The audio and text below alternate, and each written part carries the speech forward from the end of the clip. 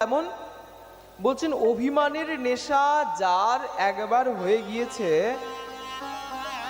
যদি মদিরা আদি কেউ কোনো জীব পান করেন তাহলে কিছুক্ষণের সেই পরে সেই তার নেশাটি কেটে যায়, যায় না? কিন্তু কোন জীবের হৃদয়ে যদি অভিমানের নেশা একবার লেগে যায়, সেই নেশা কিন্তু কদাপিও কাটে না। অভিমানম সুরাপানম, যিনি অভিমানকারী ব্যক্তি আর সুরাপানকারী ব্যক্তির মাঝে কোনো ভেদ নাই।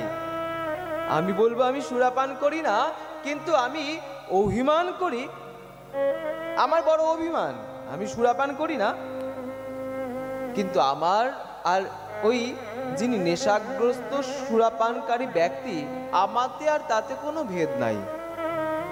তাই বলছেন অভিমানম সুরাপানম, অভিমান পরিত্যাগ করতে হবে।